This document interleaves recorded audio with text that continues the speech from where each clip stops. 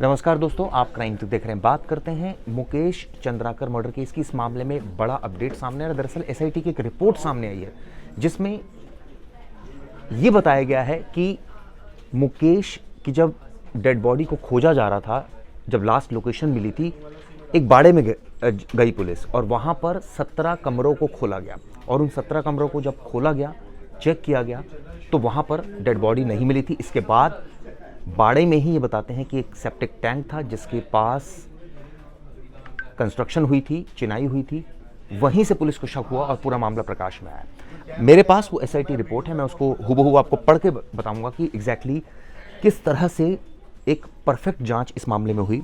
ये बताते हैं कि 1 तारीख को 8 साढ़े 8 बजे यानी 1 जनवरी को इस मामले में रिपोर्ट दर्ज हुई थी और ये बताया गया था कि वो मिल नहीं रहे हैं, यानी मुकेश चंद्राकर मिल रहे हैं। ये दरअसल 2 को रिपोर्ट दर्ज हुई थी, एक को वो गायब हुए थे रात 8 से साढ़े 8 के बीच में, ये बात सामने आई है। इसके बाद ये बताते हैं कि जो उनके मोबाइल फ़ोन थे उनके पास, मुकेश के पास, उन तमाम नंबर्स को उनकी लोकेशन चेक की गई क्योंकि नंबर सारे बंद जा रहे थे।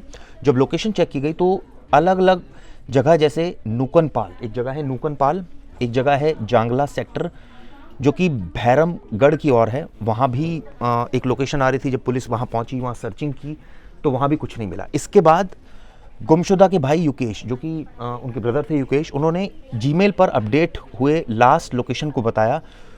जो जीमेल पर एक लोकेशन अपडेट हुई थी उसको बताया गया लास्ट लोकेशन को, और वो कहाँ की पाई गई थी? चट्टान पारा एक बाड़े की थी, जो कि शुरुआत में हम कह रहे थे फार्म हाउस की आ रही थी, दरअसल वो बाड़ा था। जब बाड़े में ये बताते हैं कि पुलिस पहुंची, कुछ पत्रकार साथी भी उनके साथ पहुंचे क्योंकि वो पत्रकार थे और काफ़ी नाम था उनका, तो उस बाड़े में कुल 17 लेबर कमरे थे, इस तरह की जानकारी निकल कर आ रही है।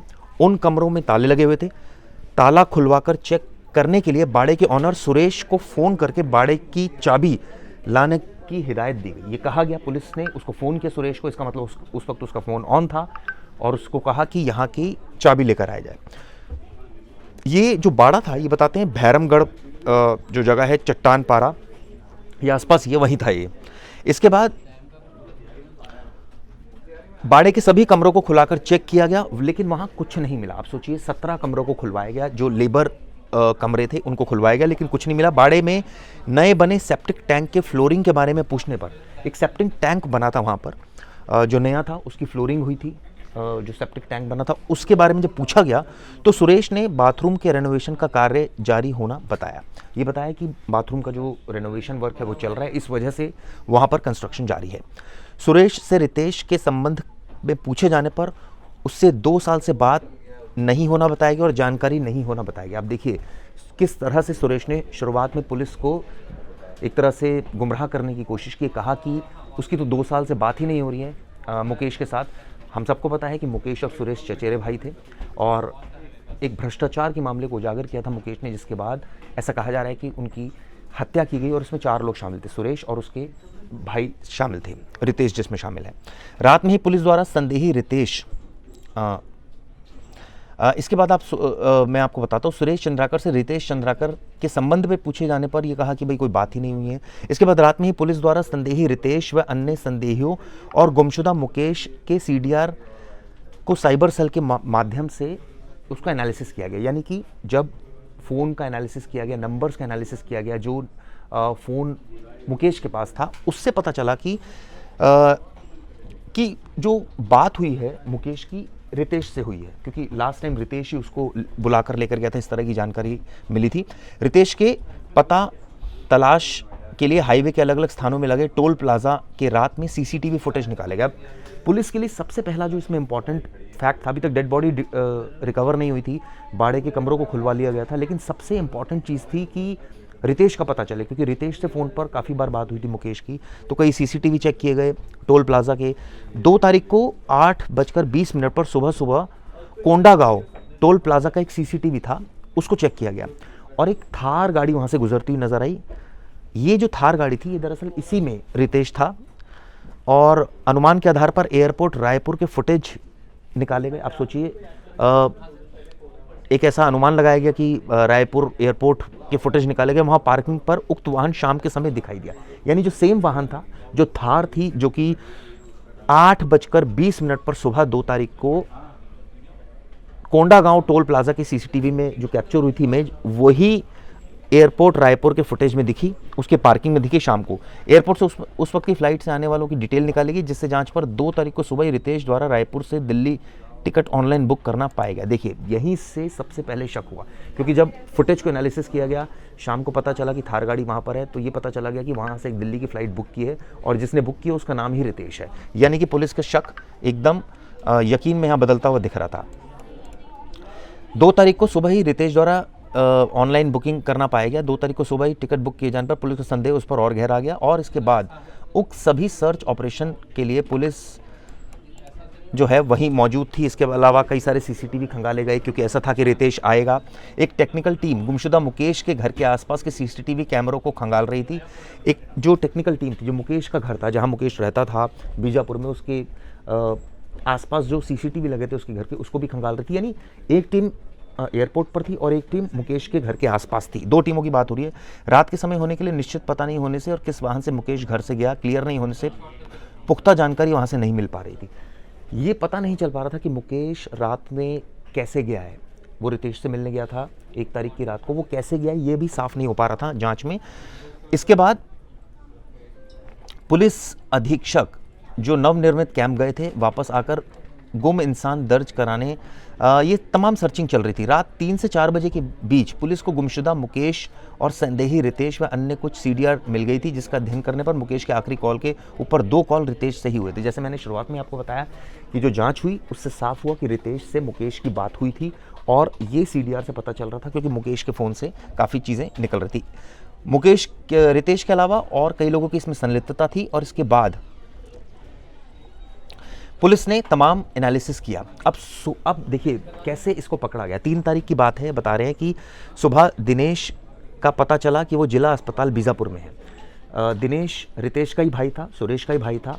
ये तीसरा आरोपी था जो इस केस में था। उसके बारे में जानकारी मिली, क्योंकि ये सारी जो चीज़ें थी जो मैं आपको बता रहा हूँ, ये तमाम चीज़ें फ़ोन रिकॉर्ड से खंगाल रही थी पुलिस। इसके बाद रितेश का पता के लिए रायपुर की ओर टीमें निकल चुकी थी। रात 12 बजे के आसपास, यानी 3 तारीख को दिनेश जिला अस्पताल में एडमिट हुआ था। उसका इलाज चल रहा था। उसे तत्काल हिरासत में लेकर वहाँ पूछताछ उससे शुरू की। यानी कि वो एक बहाने से अस्पताल पहुँचा था दिनेश, जिसको पुलिस ने वहाँ पर डिटेन कर लिया। उससे पूछताछ हुई। जब पूछताछ हुई तो पहले तो उसने कोई जानकारी नहीं दी, लेकिन जब सख्ती से पूछताछ की, 3 घंटे उससे पूछताछ की गई, उसने अपने भाई रितेश और महेंद्र का नाम ले दिया।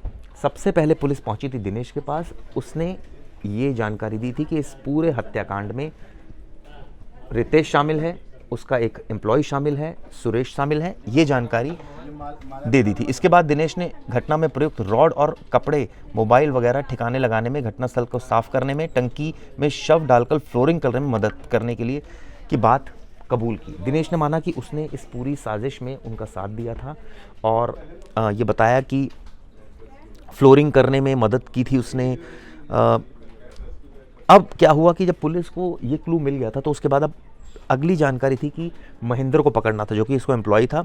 उसे फिर हिरासत में लिया गया। नई बस स्टैंड के पास से जानकारी मिली, उसने भी अपना जुर्म कबूल किया। इसके बाद जब आगे जांच होती रही तो 3 तारीख को सेप्टिक टैंक का ढक्कन हटाकर वहाँ जब चेक किया गया तो मुकेश की डेड बॉडी वहाँ से मिल गई थी। इसके बाद से पूरी जांच चल रही थी। जैसे मैंने बताया आपको कि तमाम लोग इकट्ठा हो गए थे। 1 तारीख को रितेश और महेंद्र, जो इनका सुपरवाइजर था, ने मिलकर बाड़े के कमरा नंबर 11 में अंजाम दिया था। देखिए, ये भी साफ हो गया कि अब मुकेश की हत्या कहाँ की गई थी। जब आरोपी से पूछताछ हुई, दिनेश से पूछताछ हुई, महेंद्र से पूछताछ हुई, जो दूसरा आरोपी था, उसने बताया कि जो कमरा नंबर 11 था बाड़े का, वहाँ पर उसका मर्डर किया गया था और उसके बाद उसको सेप्टिक टैंक में फेंक दिया गया था और वहाँ चिनाई कर दी गई थी। इस तरह की जानकारी निकलकर सामने आई। अब इसमें ये बताइए, ये देखिए, ये भी साफ हो गया कि रितेश को रायपुर एयरपोर्ट से हिरासत में लिया गया, क्योंकि एक जानकारी थी कि वो एयरपोर्ट आने वाला है। रात में जब एयरपोर्ट पहुंचा तो वहाँ से उसको भी हिरासत में ले लिया गया। तीनों की जब एक तरह से आपस में पूछताछ की गई तो तमाम इसमें और भी चीज़ें जो आरोपियों के पास थी वो भी बरामद हुई। लोहे की रोड, इसके अलावा ये बताते हैं कि नदी के किनारे जंगल झाड़ी में इन्होंने छुपा के रखे थे कुछ और साक्ष्य, वो भी बरामद हो गए। मोबाइल फ़ोन्स बरामद हो गए इनके पास से। इसके बाद जब पूछताछ हुई तो हैदराबाद से सुरेश भी पकड़ा गया। तो इस तरह से इस पूरी घटना को अंजाम दिया गया था आरोपियों द्वारा। जैसे मैंने बताया, रायपुर एयरपोर्ट से रितेश को पकड़ा गया, सबसे पहले दिनेश को अस्पताल से पकड़ा गया, उसके बाद महेंद्र को पकड़ा गया, फिर रितेश को पकड़ा गया और आखिर में सुरेश पकड़ा गया हैदराबाद से। यानी चारों आरोपी पकड़े गए और इन्होंने कमरा नंबर 11 में इस घटना को अंजाम दिया था बाड़े के, और इसके लिए 17 कमरों को खुलवाया गया था बाड़े के बाकायदा पुलिस ने। आप देखिए कितनी फाइन इन्वेस्टिगेशन थी, क्योंकि जो CDR रिकॉर्ड्स थे पुलिस के पास, उससे उनके नंबर्स की लोकेशन का पता करना, फिर पुलिस का वहाँ पहुँचना, स्पेसिफिक लोकेशन पर पहुँचना और उसके बाद आरोपियों को पकड़कर उनसे पूछताछ करना, जिसके बाद आरोपियों ने अपना जुर्म कबूल किया। तो ये तमाम जो इन्वेस्टिगेशन है SIT की रिपोर्ट है, जो मैंने आपको उसके हवाले से ये जानकारी दी है।